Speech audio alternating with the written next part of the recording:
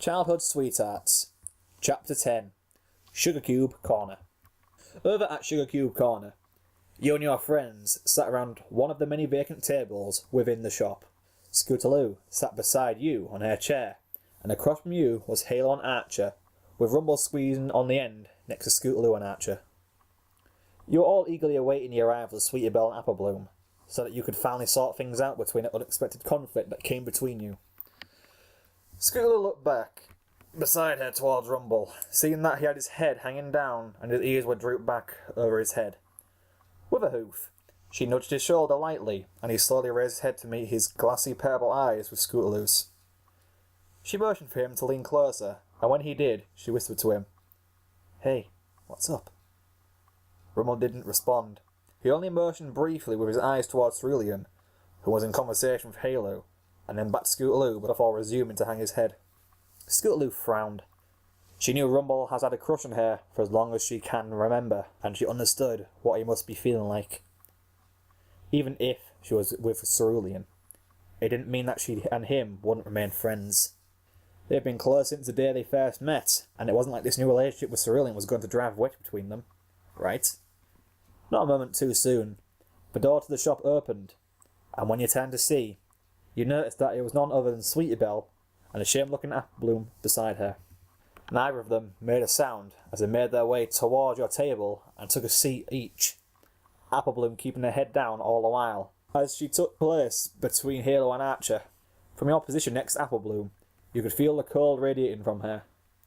You wasn't sure whether to be worried or concerned about it, yet either way, you felt bad for her. "Applebloom?" you asked, in an attempt to get her attention, or at least make her look up. Looking down toward her face, you could see what looked like a crystal clear tear emerge from her tear duct and slide down her muzzle before hanging off and dropping to the floor with an audible plop in the silence of the shop. "It's no use, Cerulean. She's been like this since yesterday," Sweetie explained, looking equally as worried as the rest of the group. No matter how fruitless it may have been to try and get an answer from Applebloom, or even the slightest acknowledgement, you wasn't about to give up on her. Momentarily, looking towards Scootaloo, you motioned with your eyes towards her friend in despair, and taking the hint, she rose from her seat and slowly made her way next to her. She slowly looked her friend over, trying to find the best way to get her to say something, but upon failing to do so, she did things the casual way and gently prodded her shoulder a single time, getting no response from her. Looking back towards you, she shrugged in defeat and returned to her seat. You rolled your eyes, and your lips held a frown as you continued to look on at the still motionless Applebloom beside you, till an idea came to mind. It may have sounded stupid, but given the circumstances, you felt it was most appropriate as a course of action. Slowly looking around the table at each of your friends individually, they looked back at you and motioned for you to do something, and without further delay, you did something. You slowly moved towards her, hoping to Celestia it would at least make her look up, and softly wrap your hooves around her, pulling her into a hug. Applebloom squeaked softly at the surprised contact, yet still kept her head hung low. That's when you decided to amp things up a bit. With a hoof, you raised it toward the back of her head, and gingerly stroked down her mane in a soothing motion. At the contact of your hoof, she seemed to calm down, and eventually she began to break into tears. Her body shuddering and shaking, and she leaned into you, resting her head against your shoulder as she continued to cry. Given the moment between the two of you, the silence that the shop drowned in was only broken by the sound of Applebloom's crying, and you attempted to calm her down. "Well, that escalated surprisingly fast," you heard Halo whisper, a little too loudly, to Archer, and you mouthed angrily towards her, "Shut up!" And she did, blushing madly with her cheeks like a pink wildfire. Applebloom sniffled heavily and calmly called up to you while she continued to hold her. "Will you be alright?" you asked her, and she looked up to you with glassy eyes, her amber irises reflecting like glowing jewels. For the first time, you saw her lips curl into a small smile, and she nodded once lightly. "So, do you want to tell us what's going on, or are we just going to sit here awkwardly for a little while longer?" Halo asked, and didn't need to think twice, seeing that she was irritated and uncomfortable with all the things sit around. "Yeah, I've already heard through the side of the story, and now I know Applebloom's taking this too. I don't like all this conflict at all, Scootaloo said, looking towards her calm-down friend, whom held a surprisingly straight face under Scootaloo's inquisitive gaze along with everybody else. She sighed and looked over to Sweetie Belle, who nodded towards her. You'll feel better, A.B. Taking one last sigh, and forcing herself to withstand breaking down again, Apple Bloom bit her lip and began to tell her side of the story. In particular, you wanted to hear what happened after the events at the clubhouse, and when she began to talk about it, you listened intently to every word.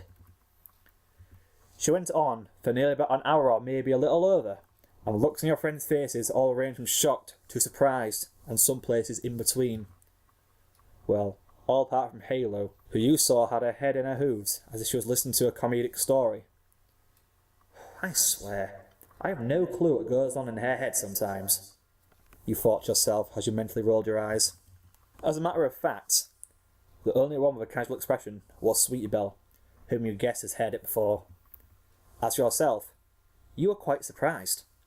In that time you have known Apple Bloom, it was no lie that you valued her as a friend, and the two of you became close alongside her other two friends.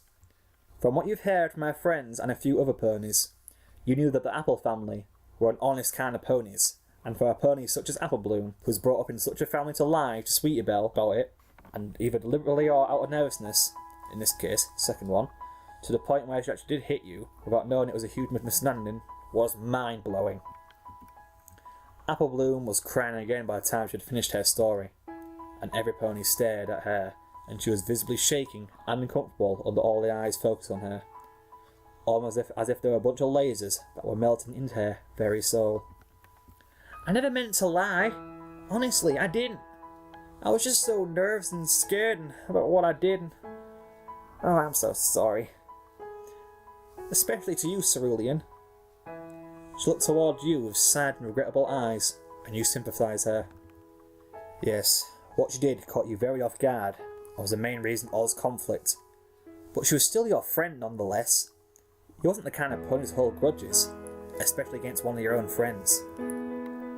I could never stay mad at you, Apple Bloom. As far as I'm concerned, you're still one of my closest friends, and I don't think any less of you, you said, pulling her into a friendly hug. Her face transformed momentarily into an expression of happiness, but was soon replaced by a glowing blush at what you whispered to her whilst holding her in your embrace. If it's any consolation, you're not that much of a bad kisser. Breaking away from the embrace, she looked back into your eyes and smiled warmly. You'll have no idea how much it means to me to hear you say that. You smiled back to her. From beside you, Scootaloo glared at Sweetie, and catching her eye, Sweetie looked confused and appeared to be even a little bit more scared at the stare from her friend's eyes, almost as if they were knives. What? Sweetie asked, quietly and shakily, failing miserably to maintain her usual calm and sweet voice. Aren't you going to apologise too? She asked, narrowing her eyes at her, and you looked between them with a hint of confusion before it hit you what they were talking about. The time when you and the rest of your friends, excluding Sweetie and Apple Bloom, were in a conversation one school morning during recess, and out of the blue, Sweetie comes out of nowhere and slaps you hard in the cheek. I guess a sweet and innocent personality gives the demon inside a run for its money. You punched Cerulean in the face, remember? Scootaloo said in a low growl, feeling her own blood begin to boil. Sweetie flinched when Scootaloo unexpectedly used her hooves to brush away the fur on the cheek that Sweetie's hoof struck you with, revealing a pale, black-blue coloured mark in the shape of a hoof on your skin. It wasn't long until Sweetie's eyes began to tear up, and she sniffled. Oh, Celestia. I'm sorry about that, Cerulean. I didn't know what actually happened. I just got mad and I just can't control myself sometimes, she explained in a single sob, wiping her eye with a hoof. Can you ever forgive me? You sighed.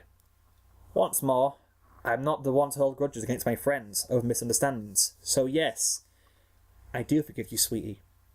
Next time, though, at least turn down on the smacking, please. That hurt me more than it hurt you, you said, cringing when you lightly made contact with a bruise with your hoof. Wow. Any pony else got any drama to resolve? Halo asked. No?